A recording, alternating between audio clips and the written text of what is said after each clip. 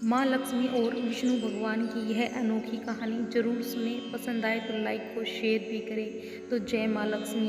एक बार बैकुंठ लोक में भगवान विष्णु जी अपने आसन पर बैठे बैठे उब गए थे। उन्होंने सोचा चलो पृथ्वी लोक घूम आता हूँ। वैसे भी कई साल बीत गए थे धरती पर गए, इसीलिए वो फटाफट अपनी यात्रा की तैयारी करने लगे।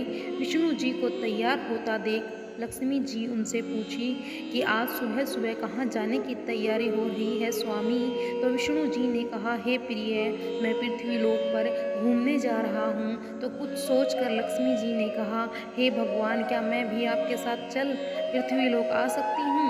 विष्णु जी ने 2 पल सोचा, फिर कहा, एक शर्त पर तुम मेरे साथ चल सकती हो। तुम धरती पर जाकर उत्तर दिशा की ओर नहीं देखोगी। लक्ष्मी जी के मन में आया, प्रभु ऐसी शर्त क्यों रख रहे हैं, लेकिन ज़्यादा प्रश्न करने पर वे नाराज होकर उन्हें ले जाने से कहीं मना न कर दे। इसीलिए लक्ष्मी जी ने हाँ कह अपनी बात मनवा ली। और सुबह सुबह माँ लक्ष्मी और भगवान विष्णु धरती पर पहुँच गए। तब सूर्य उदय हो रहा था, रात बरसात होकर हटी और चारों ओर हरियाली ही हरियाली थी। उस समय चारों ओर बहुत ही शांति थी और धरती बहुत ही सुंदर दिखाई दे रही थी। सफ़र के दौरान माँ लक्ष्मी मंत्रमुग्ध होकर धरती को देख रही थी और इन सब में वो भूल गई कि पति को क्या वचन देकर आई है। लक्ष्मी जी चारों ओर देखते देखते कब उत्तर दिशा की ओर देखने लगी, पता ही नहीं चला। उत्तर दिशा में माँ लक्ष्मी को एक बहुत सुंदर बगीचा नजर आया और उस तरफ से भीनी भीनी खुशबू आ रही थी और बहुत ही सुंदर सुंदर फूल खिले थे। वहाँ एक फूलों का खेत था। माँ लक्ष्मी बिना सोचे समझे उस खेत में चली गई और एक सुंदर फूल तोड़ लाई। लेकिन यह क्या, जब माँ लक्ष्मी भगवान विष्णु के पास वापस आई तो भगवान विष्णु की आंखों में आंसू थे। भगवान विष्णु ने माँ लक्ष्मी से कहा, कभी भी किसी से बिना पूछे उसका कुछ भी नहीं लेना चाहिए और किसी को दिया वचन भी नहीं तोड़ना चाहिए। माँ लक्ष्मी को अपनी भूल का पता चला तो उन्होंने भगवान विष्णु से इस भूल की माफ़ी मांगी। भगवान विष्णु ने कहा, माना कि तुम मेरी प्रिय हो, तो फिर भी मैं जो तुमने भूल की है उसकी सज़ा तो तुम्हें ज़रूर मिलेगी। जिस मालिक के खेत से तुमने बिना पूछे फूल तोड़ा है, जो कि एक प्रकार की चोरी है, इसलिए अब तुम 3 साल तक मालिक के घर नौकर बनकर रहो। उसके बाद मैं तुम्हें वैकुंठ वापस बुलाऊंगा। माँ लक्ष्मी ने चुपचाप सिर झुकाकर हाँ कर दिया। आप भी सोच रहे होंगे कि आजकल की लक्ष्मी थोड़े थी। उस दिन से माँ लक्ष्मी एक गरीब औरत का रूप धारण करके उस खेत के मालिक के घर आई गई। घर एक झोपड़ा था। मालिक का नाम माधव था। घर में माधव की बीवी, 2 बेटे और 3 बेटियां थी। सभी उस छोटे से खेत में काम करके किसी तरह गुजारा करते थे। लक्ष्मी माधव एक साधारण और गरीब औरत बनकर माधव के झोपड़े में पहुंच गई तो माधव ने पूछा, बहन तुम कौन हो, मुझसे इस समय तुम्हें क्या चाहिए। तब माँ लक्ष्मी ने कहा, मैं गरीब औरत हूँ, मेरे देखभाल करने वाला कोई नहीं, मैंने कई दिनों से खाना भी नहीं खाया है, मुझे कोई भी काम दे दो, इसके बदले मैं तुम्हारे घर का काम भी कर दिया करूँगी, बस मुझे अपने घर में कोने में आसरा दे देना।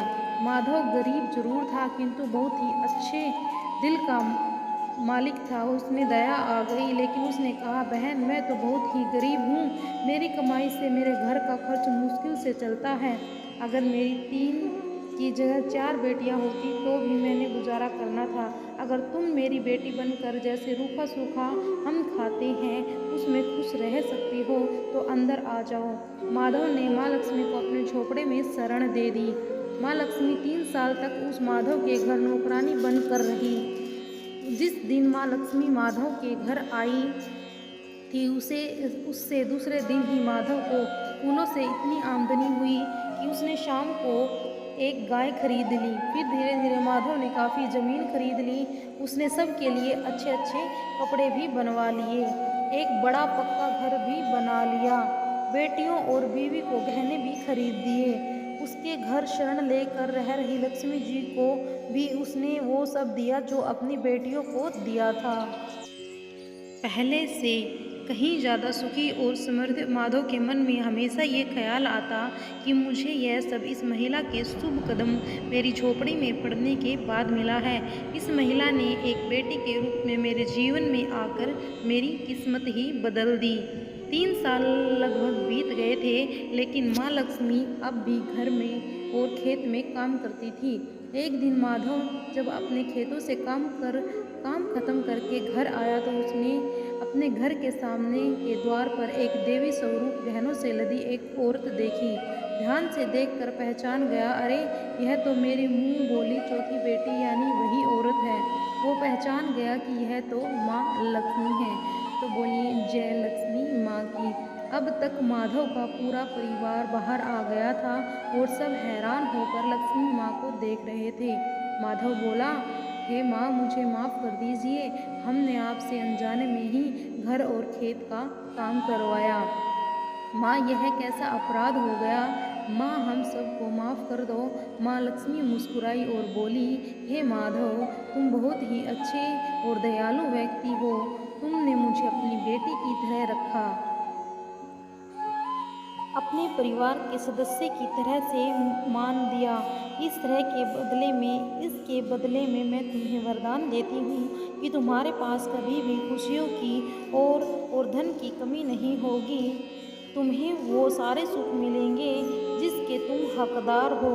फिर अपने स्वामी के द्वार भेजे रथ में बैठकर माँ लक्ष्मी बैकुंठ चली गई। तो जैसे माँ लक्ष्मी ने इस गरीब के दुख दर्द दूर किए, वैसे ही भक्तों आप सब के भी दुख दर्द और दरिद्रा को दूर करे। तो बोलिए जय लक्ष्मी माता की।